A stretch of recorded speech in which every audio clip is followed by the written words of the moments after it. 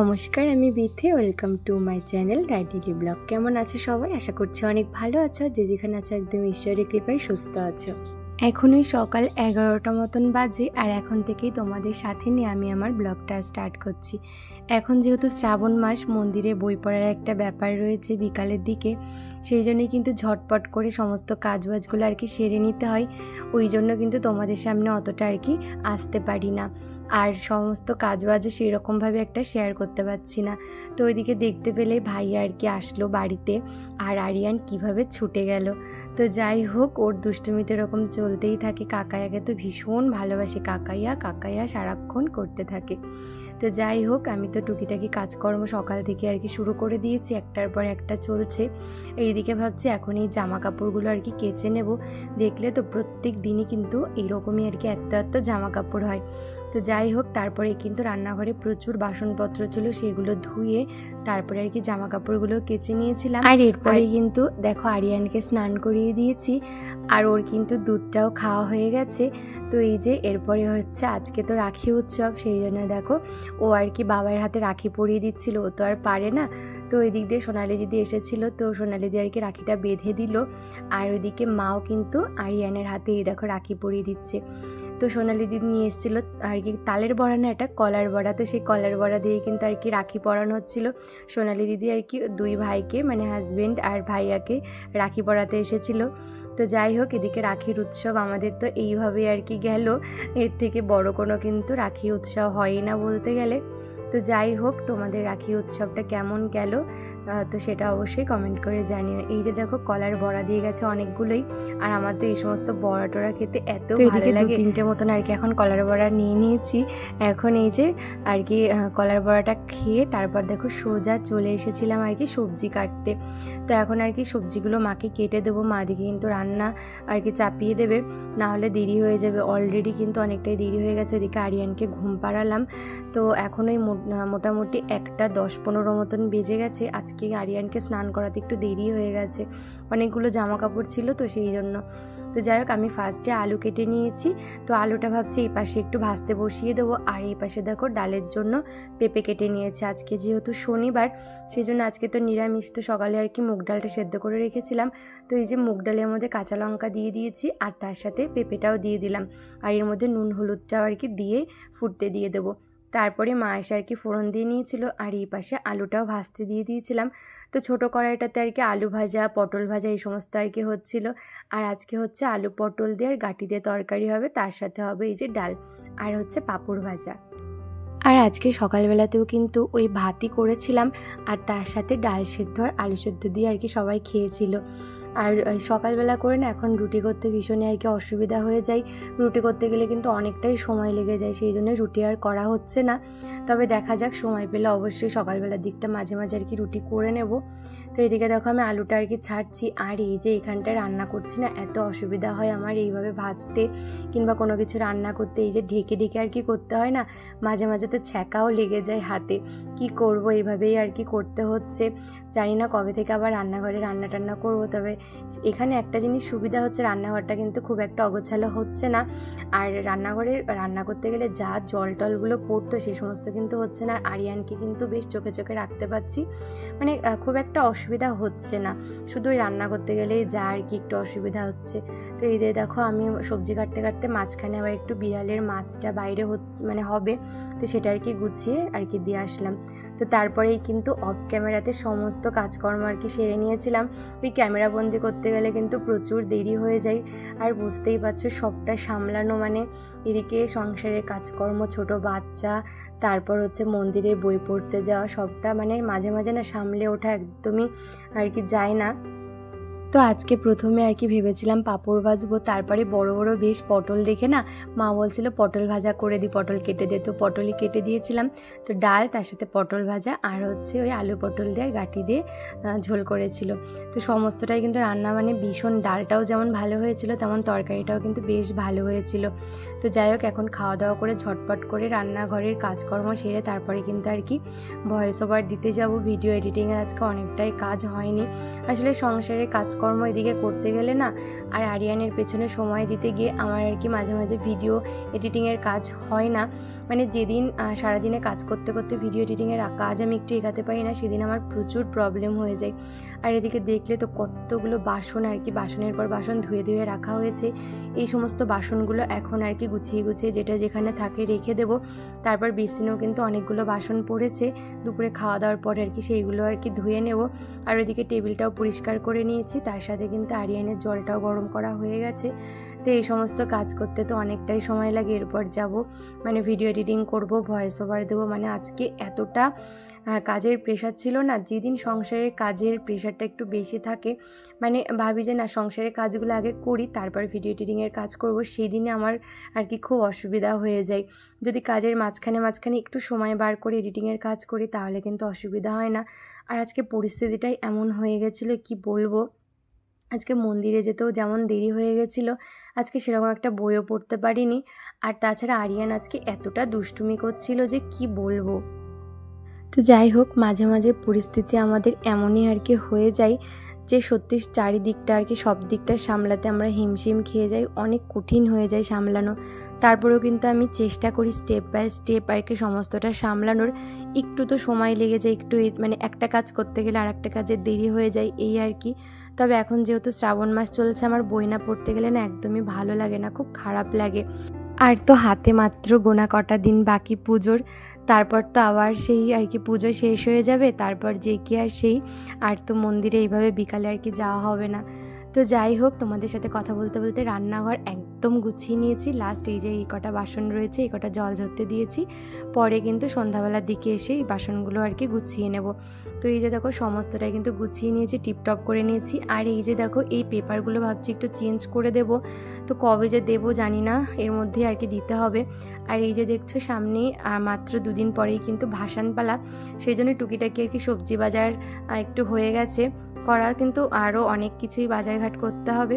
তো যাই হোক, তোমাদের সাথে আস্তে আস্তে সবটাই শেয়ার করব। তো এই যে দেখো এর মধ্যে আমি এখানে বসে একটু বারান্দায় আর কি আরিয়ানকে নিয়ে এডিটিংয়ের কাজ করছিলাম। আর ওর দুষ্টুমি দেখো, ওর জুতোটা নিয়ে প্যাকেটের মধ্যে ভরেছে আর সেটা নিয়েই দেখো খেলা করছে। আর এদিকে আমাদের বারান্দাতেও না এত জুতো মানে এদিক ওদিক ছড়িয়ে ছিটিয়ে রয়েছে। এবার ভাবছি যে এগুলো পরিষ্কার করা দরকার আর সুন্দর করে গুছিয়ে রাখা দরকার।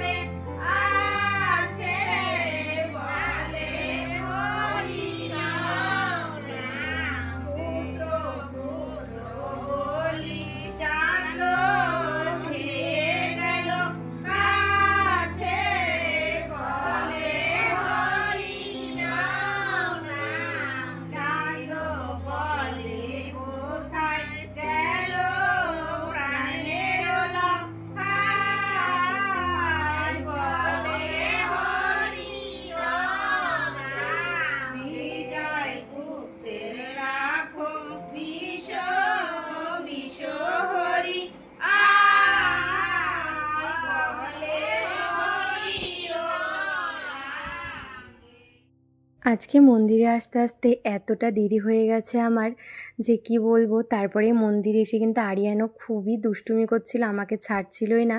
তো যাই হোক, ওকে একটু ফোনটা দিয়ে আর কি বসিয়েছিলাম, তবে ও কিন্তু খুব বেশিক্ষণ ফোন দেখতে আর কি একদমই ভালোবাসে না। তো যাই হোক, মন্দিরে গেছিলাম কিন্তু সে বই আর পড়তে পারিনি, কেননা মন্দিরে গিয়েই সন্ধ্যার আর কি টাইম হয়ে গেছিলো। তো সন্ধ্যাটা দিয়ে নিয়েছি, তারপরে কিন্তু এই যে হাজব্যান্ডকে বলেছিলাম চায়ের জলটা আর কি বসিয়ে দিতে, যে সন্ধ্যার পরে তো সবাই আর কি চা খাবে। তো আজকে অনেক লোক এসেছিলো মন্দিরে, বেশ ভালো লাগছিলো জানো তো।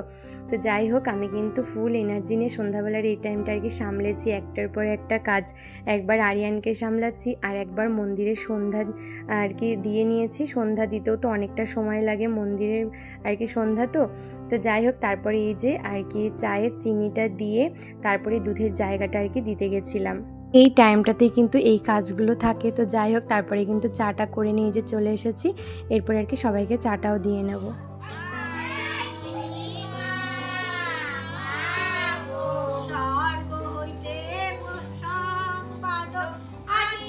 বিশ্ব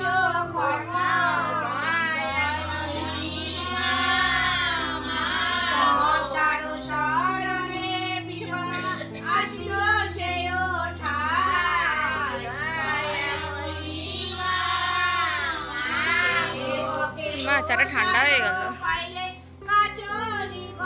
ওই যে ওনার চিনি ছাড়া চা।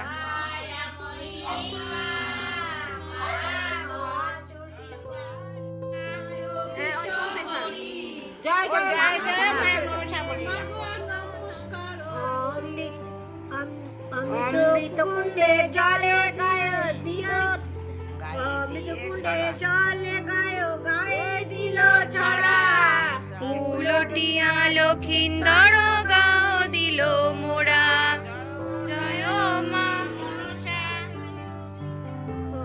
খণ্ড বিয়নি জলে দিল ঠায় ঠায়, কান্ডারের মাঝে উঠিল মাঝে মাঝে চিৎকার শুনতে পাচ্ছ আরিয়ানের। মানে আজকে কি পরিমাণ দুষ্টুমি করছিল, যতবার ওকে ফোনটা দিয়ে বসাতে যাচ্ছি ততবার বলছে মা না ফোন দেয় না।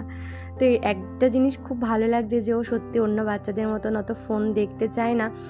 যদিও আমরা ওকে কখনো আর কি দরকারের জন্য ফোনটা দিয়ে বসাতে চাই, তাহলেও কিন্তু বসতে চায় না। তবে সবার চোখের থেকে চশমা খুলে আর কি ও খেলা করবে, এতটাই দুষ্টুমি করছিল আজকে কি বলবো।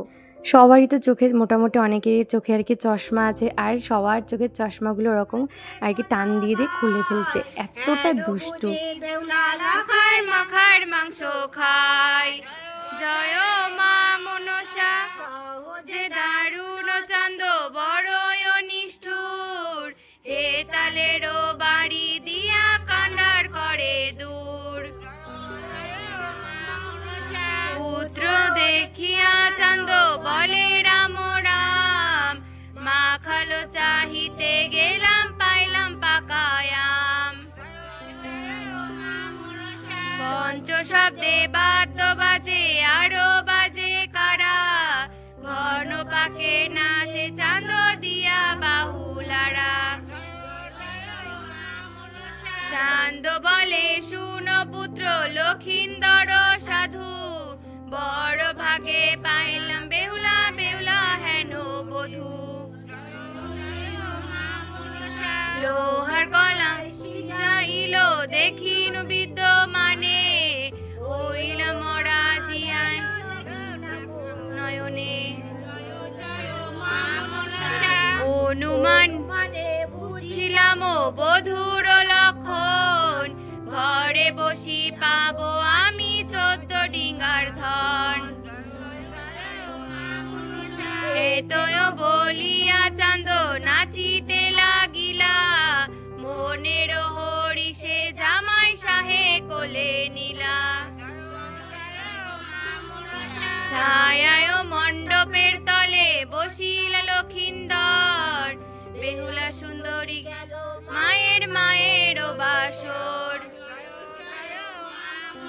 দুই প্রহর রাত্রি উপর, বিয়ার বেশে বেহুলা সাজি আসিল সত্তর। শব্দে বাদ্য বাজে শুনিতে শোভন, লখায় বেহুলা করে দুজন। চতুর্দিকে হুলাহুলি করে নিত গীত, হেন কালে বলো ভায়োলা চারির গীত। জয় বিশ্ব হরি, তোমার চরণে মাগো নমস্কার করি।